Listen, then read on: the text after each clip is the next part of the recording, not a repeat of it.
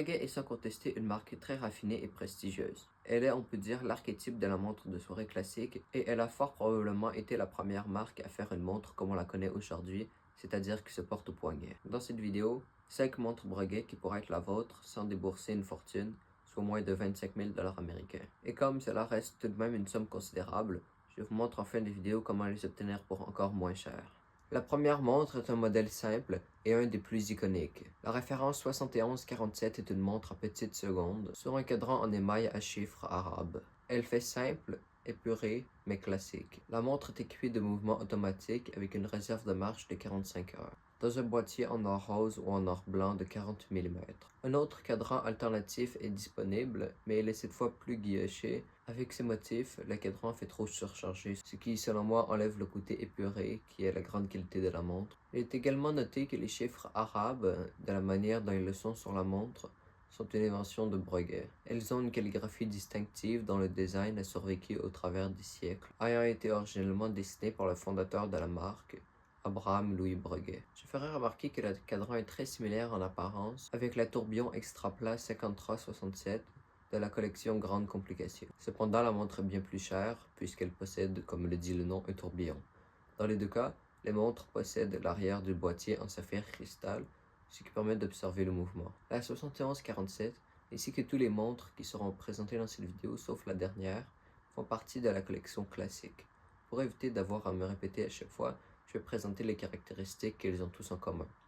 Premièrement, les boîtiers ne sont disponibles qu'en or. Les aiguilles sont dans le style caractéristique de Breguet, soit à pomme évidée, et les montres ont une étanchéité jusqu'à 30 mètres. Poursuivons avec une montre qui, comme tous les Breguet, est guillochée à la main, mais dans laquelle on le voit plus à l'œuvre, avec le motif subtil qu'on retrouve à travers le cadran. Il s'agit de la référence 5157, qui est une montre ultra plate, à remontage automatique avec une réserve de marche de 45 heures. Elle a une apparence plus chargée que la 7147, mais a en réalité moins de complications, indiquant seulement l'heure et les minutes. Le tout dans un boîtier de 38 mm en or jaune, blanc ou rose.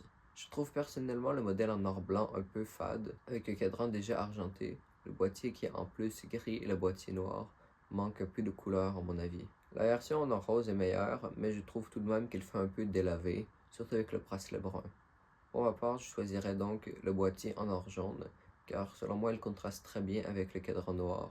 Elle a des contrastes plus vifs, sans toutefois faire trop voyante. Après tout, Breguet est toujours dans la subtilité. La montre fait simple, en restant sophistiquée, avec ses heures en chiffres romains.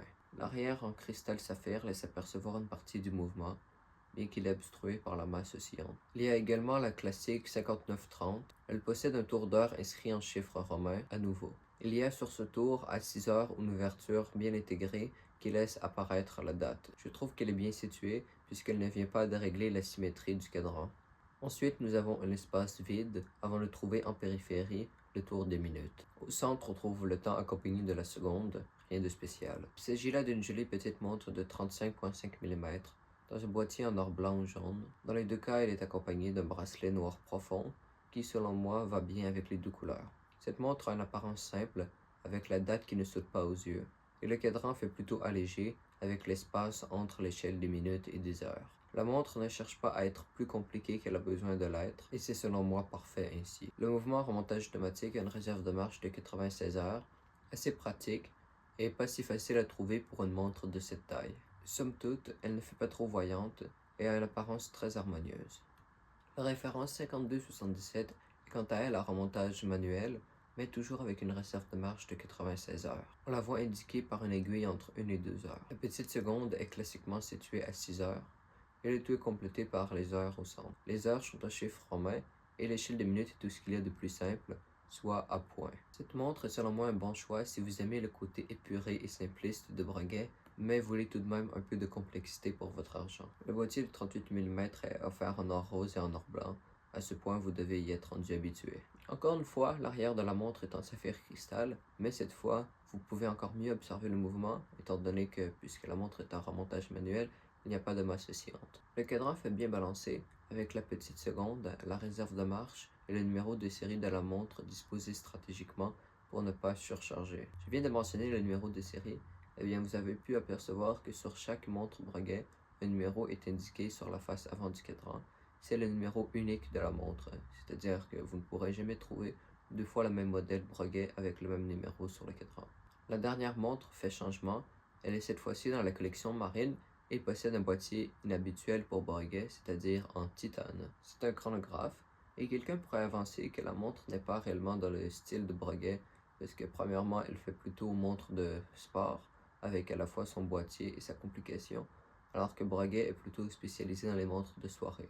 Et bien que ce n'est pas entièrement faux, j'aimerais simplement rappeler que le fondateur de la marque, Abraham Louis Breguet, était l'horloger de la Marine royale française.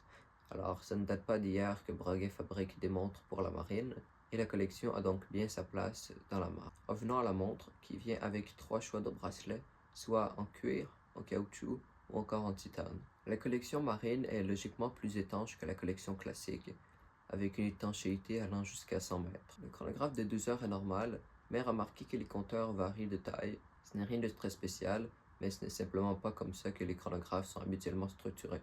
On voit également l'indication de la date. Les heures sont en chiffres romains.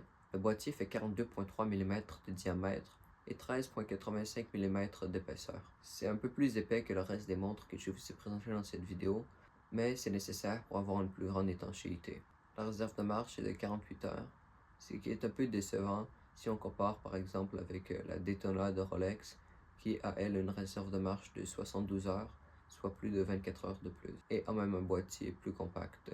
Bon, il est à noter que la Daytona n'indique pas la date, mais je ne pense pas que ça peut justifier 24 heures de réserve de marche de moins pour la Breguet. La montre fait tout de même originale et inusitée, ce n'est pas l'image qu'on se fait généralement d'une Breguet.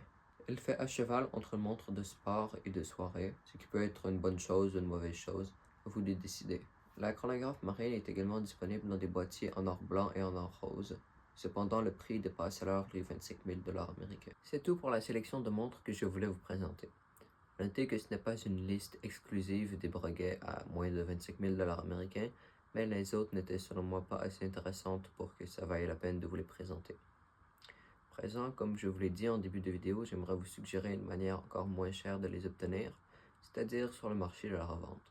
Alors généralement, pour la plupart des marques de montres, acheter des montres dans le marché de la revente sera pratiquement aussi cher, si ce n'est pas plus cher que les acheter neuves chez une boutique, étant donné qu'on y saute la liste d'attente. Mais cela n'est pas le cas pour Breguet.